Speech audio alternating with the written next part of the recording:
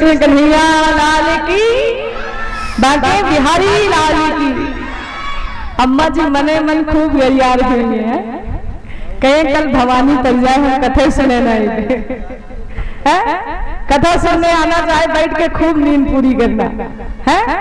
हाँ, इसीलिए कहते हैं ताली बजाते रहिया करिए और जयकारा लगाते रहा करिए। लेकिन जयकारा लगाने में, ताली बजाने में सबसे ज्यादा कंजूसी, और जो ताली नहीं बजाता उसके पास नींद ज्यादा आती है। क्योंकि अगर ताली बजाते रहोगे तो महाराज निंद्रा महारानी को इन तालियों के बीच में चोट लगती है ना, और जब बगल में ताली नहीं बजाते उन्हीं के ऊपर सवार हो जाती है। हाँ? इसलिए ताली बजाते रहा करिए और जयकारा लगाते रहा करिए। हाँ, प्रेम से बांके बिहारी लाल की, राधे रानी सरकार की। नींद की बात आई तो एक छोटी सी कथा हम आपको सुनाते हैं। एक बार ब्रह्म सभा लगी हुई थी, यानी सारे ऋषिगण, सारे संत, सारे गुरुजन बैठे थे और सारे संत ऋषिगण गुरुजन इत्यादि बैठे थे। अब उनके बीच में सबसे ज्यादा तारीफ हो रही किसकी? भोले बाबा की, कि भोले बाबा मैया पार्वती को अत्यधिक प्रेम करते हैं। क्यों? क्योंकि वो कैलाश पर्वत छोड़ के जल्दी कहीं जाते नहीं हैं, कैलाश पर्वत पे ही निवास करते हैं। देव ऋषि नारद जी बोल पड़े, अरे संत महाराज ऐसी बात नहीं है, हमारे बाबा नारायण वो भी अत्यधिक प्रेम करते हैं। संत सारे कहने लगे ऐसा क्यों? कहा क्योंकि मैया लक्ष्मी, माता लक्ष्मी भगवान के चरणों की सेवा करती रहती हैं और भगवान नारायण अपने शेष सैया को छोड़ करके ही नहीं जाते हैं। दूसरे संत बोल पड़े, क्या ऐसा नहीं है, सबसे ज्यादा अगर प्रेम है तो देवादिदेव महादेव में। कहा क्यों? कहा क्योंकि सारे देवताओं में तो प्रेम है, लेकिन भोले बाबा जैसा प्रेम किसी देवता में नहीं। कहा वो क्यों? कहा भले ही सारे देवता अपनी अर्धांगिनी के साथ रहते हैं, लेकिन देवादिदेव महादेव मैया पार्वती के आधे अंग में विराजमान होते हैं महाराज। हाँ, आधे अंग में विराजमान होते कि नहीं होते? तभी तो उनका नाम पड़ा है क्या? प्रेम से बोलिए अर्धनारीश्वर भगवान की जय हो। हाँ, इसीलिए उनका नाम पड़ा है अर्धनारीश्वर। अब महाराज देव ऋषि नारद जी ने जब सुना तो उन्हें बड़ा क्रोध आ गया। क्रोध यानी क्यों आया? क्योंकि वो दिन भर नारायण का जाप करते। अब भगवान नारायण की तारीफ नहीं हुई, भोले बाबा की तारीफ हुई, तो कहा मैं भी नारद हूँ, भोले बाबा और मैया पार्वती में लड़ाई न लगवा दो तो मेरा नाम नारद हूँ। हाँ, अब देव ऋषि नारद जी नारायण नारायण करते हुए चल पड़े। कहा अगर लड़ाई हो जाए तो समझ जाना प्रेम अधूरा है, और लड़ाई ना हो तो हम समझ जाएंगे भरपूर प्रेम है। अब देव ऋषि नारद जी नारायण नारायण करते हुए कैलाश पर्वत पर पहुंचे। दूर से देखते हैं, क्या देखा कि कैलाश पर्वत पर भोले बाबा और मैया पार्वती विराजमान है। देव ऋषि नारद जी ने मन में विचार किया इस समय जाना उचित नहीं है, क्योंकि इस समय देवादेव महादेव बाबा बैठे हैं और बाबा का क्रोध तो बड़ा ही खतरनाक है। तीसरा नेत्र खुलते देर नहीं लगती है महाराज। देखकर वापस चले गए। अगले दिन आए तब भी भोले बाबा विराजमान, फिर चले गए और तीसरे दिन जब जाके पहुंचे, क्या देखा कि भोले बाबा कैलाश पर्वत पर नहीं, मैया पार्वती अकेले ही कैलाश पर्वत पर विराजमान। भोले बाबा नहीं थे। तब देव ऋषि नारद जी ने मन में विचार किया यही अच्छा समय है, आज मैं लड़ाई जरूर लगवाऊंगा भोले बाबा के और मैया पार्वती के बीच। अब भोले बाबा जब नहीं थे, देव ऋषि नारद जी पहुंचे, मैया पार्वती से कहते माता मैं आपको प्रणाम करता हूँ, ये बताइए बाबा कहाँ गए हैं? मैया पार्वती ने कहा आपके बाबा किसी कार्यवश गए हैं।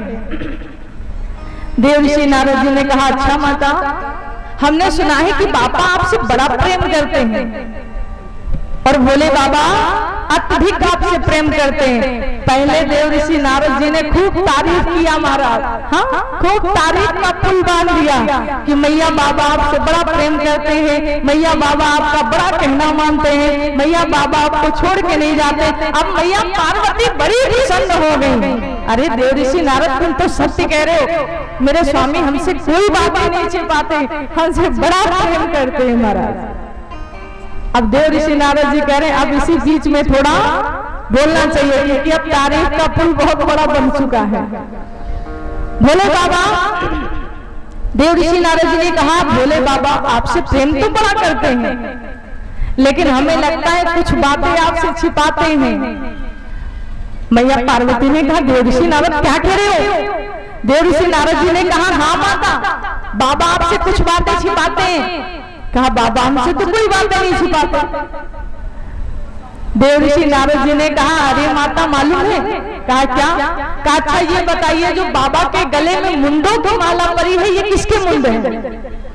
अब मैया पार्वती सोचने लगी, अरे देव ऋषि नारद ये तो मुझे मालूम नहीं। कहा माता हमने पहले ही कहा था बाबा आपसे सारी बातें छिपाते। फिर कहा माता अच्छा ये बताओ भोले बाबा ने अमर कथा सुनी है और आपको अमर कथा सुनाई? अब तो महाराज मैया पार्वती जैसे सुनते उन्हें और क्रोध आ गया, अरे स्वामी हमसे इतनी बातें छिपाते। आने दो आज स्वामी को सबसे पहले मैं अपने प्रश्न का उत्तर पूछूंगी। अब देव ऋषि नारद जी ने देखा कि मैया पार्वती के ऊपर बड़ा क्रोध आता जा रहा है। अब भोले बाबा अभी तक नहीं आए। देव ऋषि नारद जी ने मन में विचार किया हमारा काम हो गया, अब हमें चलना चाहिए और दूर से ही आनंद लेना चाहिए, पास में नहीं रुकना चाहिए और बाबा के आने का समय भी हो गया है। देव ऋषि नारद जी कहते अच्छा माता मैं चलता हूँ। मैया पार्वती ने कहा हाँ आप जाइए। देव ऋषि नारद मैया पार्वती को प्रणाम करते हैं और जैसे ही देव ऋषि नारद जी वहां से गए वैसे ही पीछे से देवादेव महादेव आ गए। अब मैया इधर क्रोधित ही बैठे हैं कैलाश पर्वत पे, आने दो स्वामी को, आज मैं क्लास लगाती हूँ। इतनी बातें हमसे हमारे स्वामी ने छिपाई। आज मैया पार्वती बड़ी क्रोधित बैठी। भोले बाबा जैसे ही कैलाश पर्वत पे आए और जैसे ही आए मैया पार्वती सामने खड़ी हो गई। अरे स्वामी पहले मेरे प्रश्न का उत्तर दीजिए। भोले बाबा एकदम आश्चर्यचकित, आज आते ही आपने प्रश्न करने लगे देवी क्या कारण है?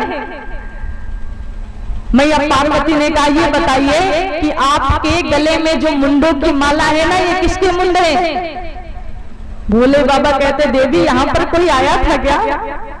अच्छा ये बताइए देव ऋषि नारद आए थे क्या? क्योंकि ये काम वही कर सकते हैं, अगला कोई नहीं कर सकता। मैया पार्वती जी कहते मुझे कुछ नहीं मालूम, मुझे सिर्फ मेरे प्रश्न का उत्तर चाहिए। अब जैसे ही भोले बाबा इस प्रकार से सुनते हैं भोले बाबा ने कहा देवी अच्छा ठीक है मैं बताऊंगा, लेकिन पहले मुझे कैलाश पर्वत पर विराजमान होने दीजिए और पहले मेरा जलपान इत्यादि मुझे कराइए, मेरा भांग का गोला दीजिए, पहले मैं अपना नाश्ता पानी तो कर लूं तब मैं आराम से बताता हूँ। मैया पार्वती ने कहा ना आज सबसे पहले मेरे प्रश्न का उत्तर, मैं आपका नाश्ता पानी करा दूं, आपकी भांग का गोला ला के दे दूं, बस आप ध्यान में चले जाएं और हम बस खाली इंतजार ही करते रहें मेरे स्वामी समाधि से कब उठेंगे और मेरे प्रश्नों का उत्तर कब देंगे। सबसे पहले मेरे प्रश्न का उत्तर। भोले बाबा ने कहा देवी अच्छा ठीक है बैठने तो दो और जाओ मेरी भांग घोट कर लाओ। मैया पार्वती जी ने कहा मैं ना जाऊं तेरी भांग घोटने। हे भोले भंडारी सबसे पहले मेरे प्रश्न का उत्तर। भोले बाबा कहते नहीं पहले मेरे भांग का गोला लेकर आओ, मैं नाश्ता करूंगा उसके बाद बैठूंगा तब मैं तुम्हारे प्रश्नों का उत्तर आराम से दूंगा। मैया पार्वती कहती है भोले भंडारी कि भोला भांग तिहारी नित्य घोटत घोटत हारी, भोला भांग तिहारी नित्य घोटत घोटत हारी, तेरे एक बिना की होत घोट रोज न घोटी जाए, भोला भांग तिहारी नित्य घोटत घोटत हारी, भोला भांग तिहारी नित्य घोटत घोटत हारी,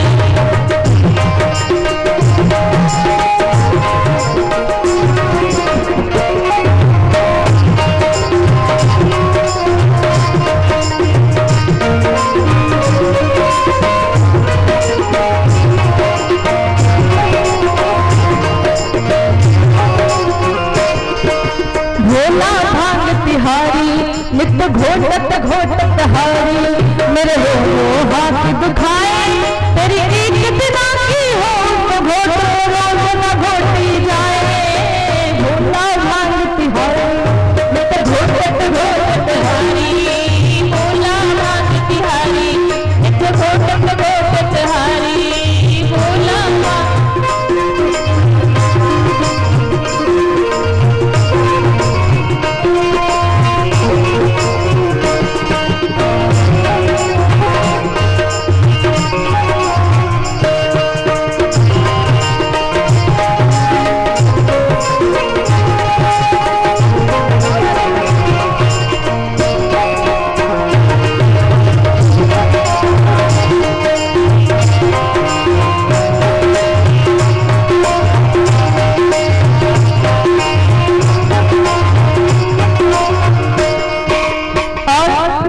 पार्वती कहती है भोले भंडारी, जिस दिन से मैं ब्याह किया भाग्य हमारे फूटे, राम करे ऐसा हो जाए ये सिलबट्टा टूटे, हाँ टूटे हाँ टूटे, ये रोज रोज की लगन झगड़ रहा हमसे सही न जाए, हाँ हमसे सही न जाए, तेरी एक बिना की हो तो घोटो रोज न घोटी जाए, भोला भांग तिहारी नित्य घोटत घोटत हारी, भोला भांग तिहारी नित्य घोटत घोटत हारी, मेरे दोनों हाथ दुखाए तेरी एक बिना की हो तो घोटो रोज न घोटी जाए, भोला भांग तिहारी नित्य घोटत घोटत हारी।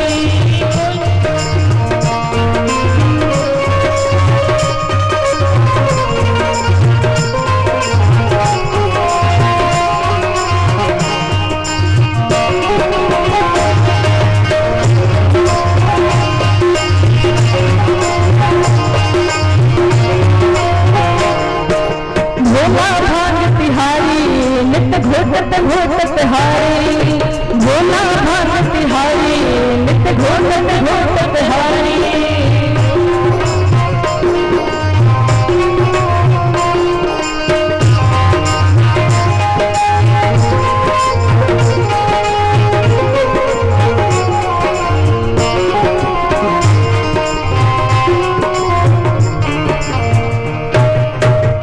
प्रेम से बोली शंकर भगवान की, पार्वती मैया की।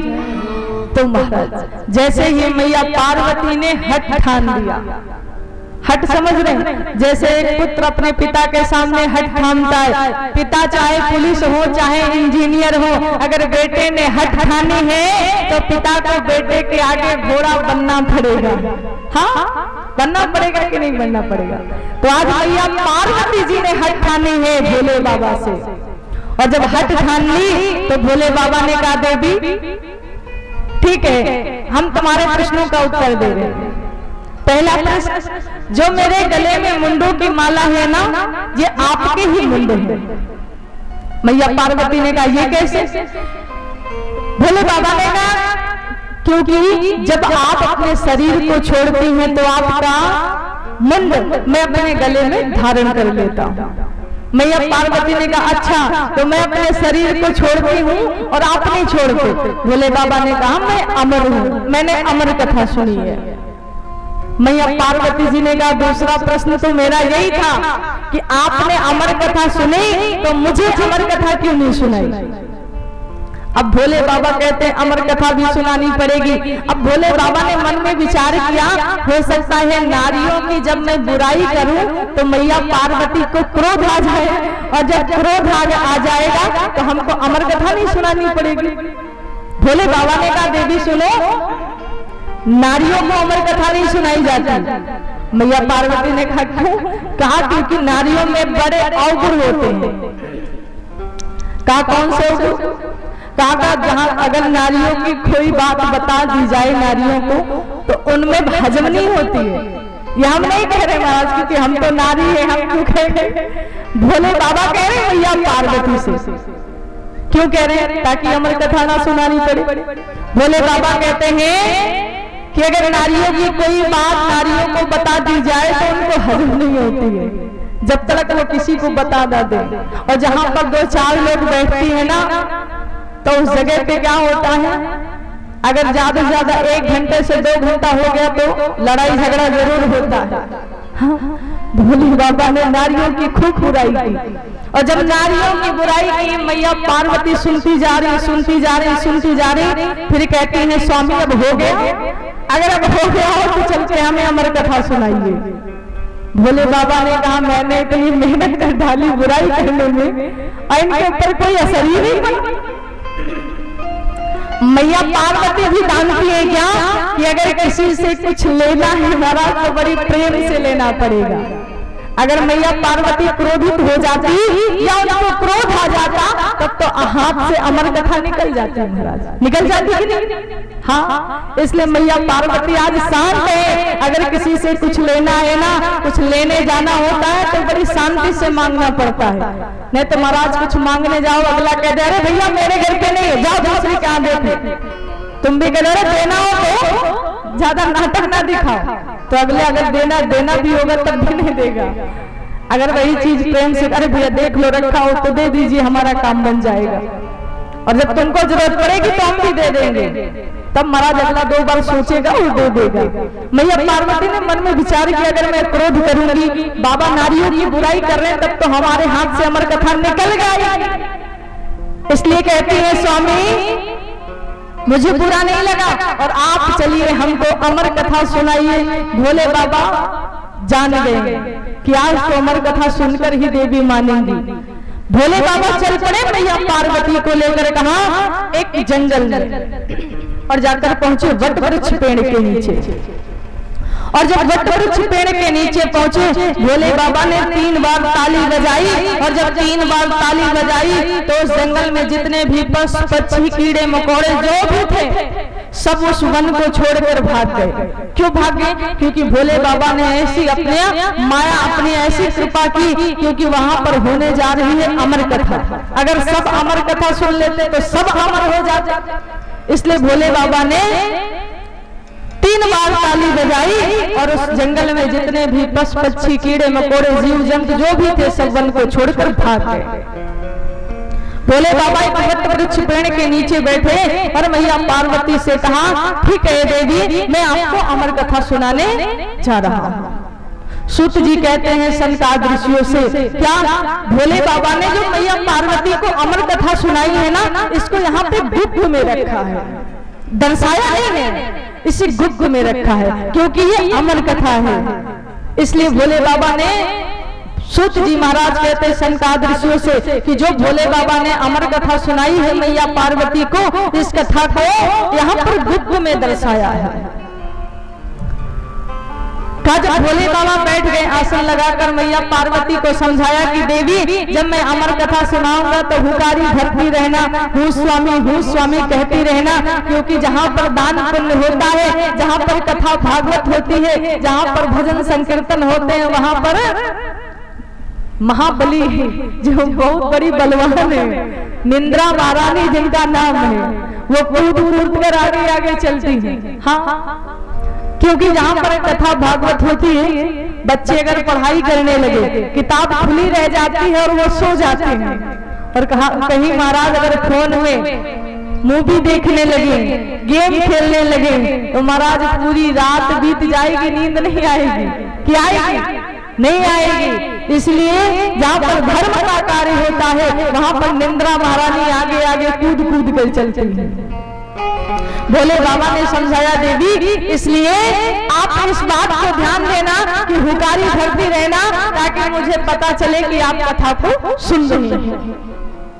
भोले बाबा अमर कथा सुनाते जा रहे, मैया पार्वती जी हुकारी भरती जा रही, हूँ स्वामी हूँ स्वामी हूँ स्वामी हूँ स्वामी।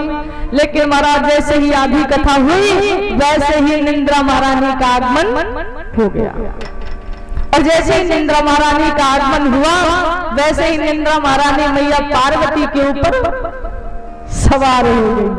अब मैया पार्वती महाराज सो गई, और जब मैया पार्वती जी सो गई तो उसी वट वृक्ष पेड़ के ऊपर एक घोंसला था जिसमें निर्जीव अंडा था। अब भागवत वहां पर अमर कथा हो रही है। अब अमर कथा का प्रभाव जब उस निर्जीव अंडा पर पड़ा तो वो सजीव हो गया, और जब सजीव हो गया तो वो फूट कर वो अंडा, उसमें से एक तोता यानी कि एक सूक्ष्म बालक निकला, और मैया पार्वती जी के स्थान पे वो हुकारी भरने लगा, हूँ स्वामी, हूँ स्वामी, हूँ स्वामी।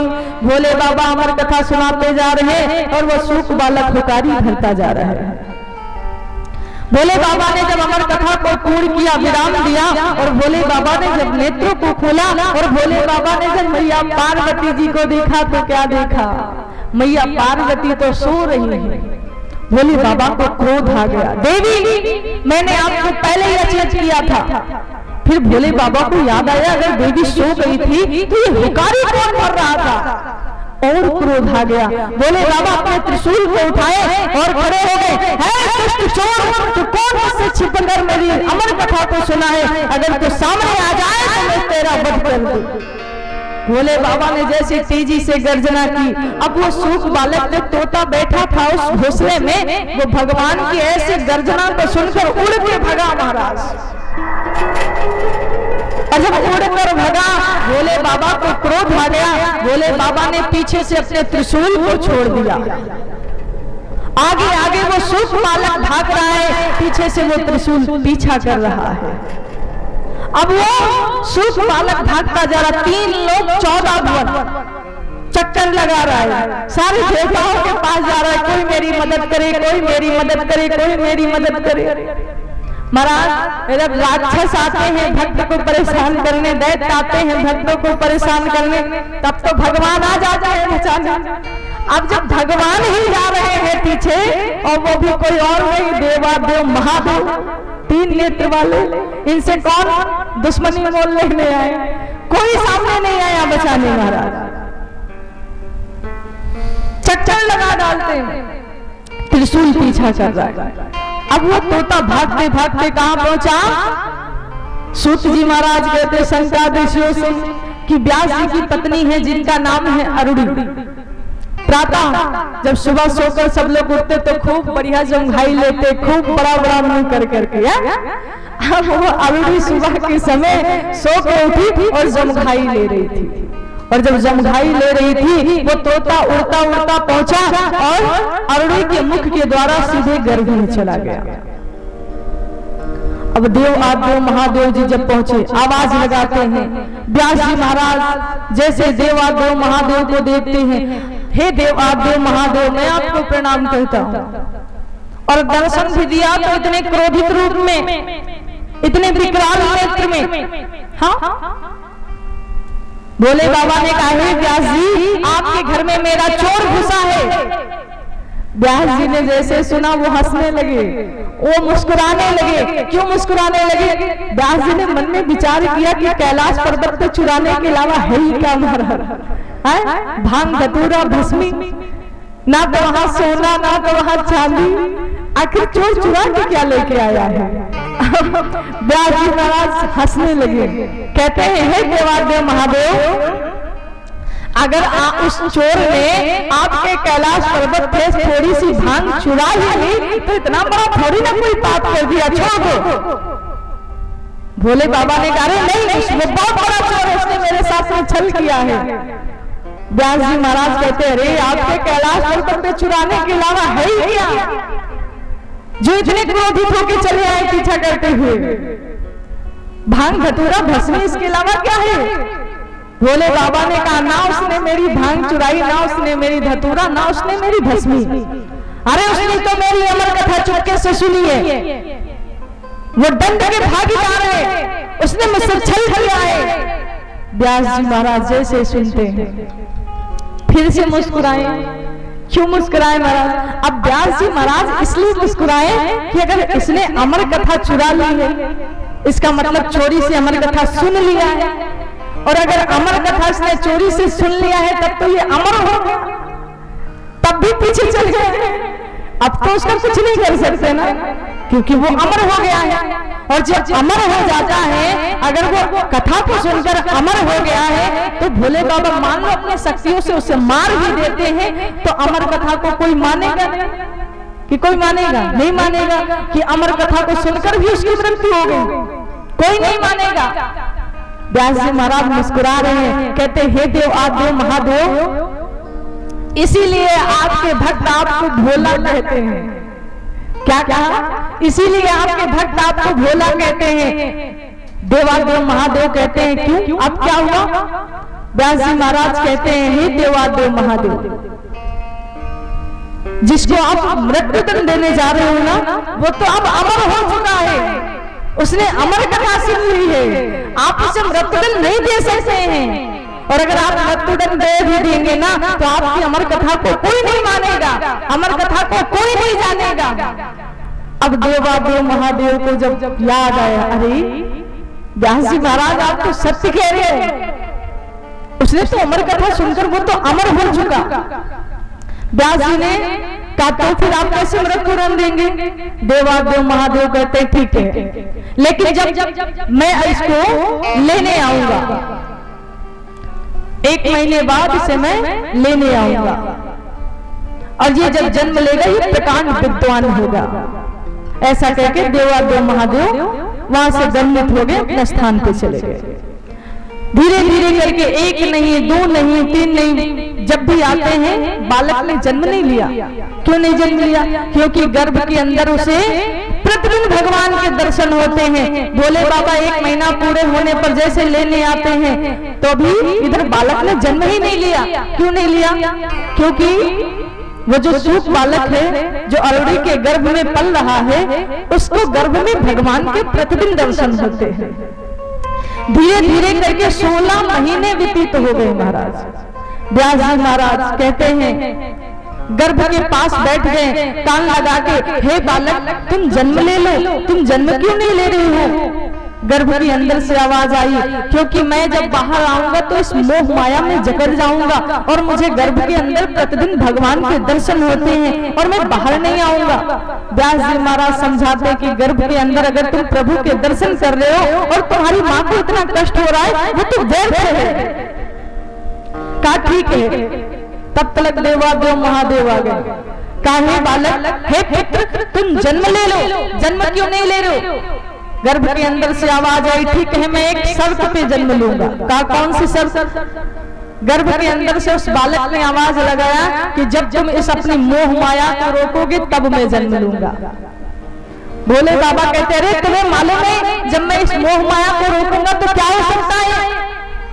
तो गर्भ के भीतर से आवाज आई, अगर आप इस मोह माया को नहीं रोकेंगे तो मैं फिर जन्म नहीं लूंगा। भोले बाबा कहते अरे ये बालक तो बड़ा हठी है। भोले बाबा कहते अच्छा ठीक है, मैं भी एक शर्त करता हूँ, मेरी भी एक शर्त है। कहा कौन सी शर्त? कहा जो सवैया अंश का एक क्षण होता है, उतनी देर के लिए मैं अपनी मोह माया को रोकूंगा। गर्भ के भीतर से आवाज आई, ठीक है, लेकिन जब मैं अपनी पूरी तैयारी निकलने के लिए कर लूं तब आप अपनी मोह माया को रोकेंगे।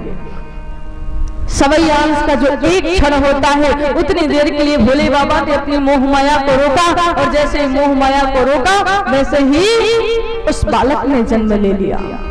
और जिस बालक का जन्म हुआ है कोई साधारण बालक नहीं, उनका नाम क्या पड़ा?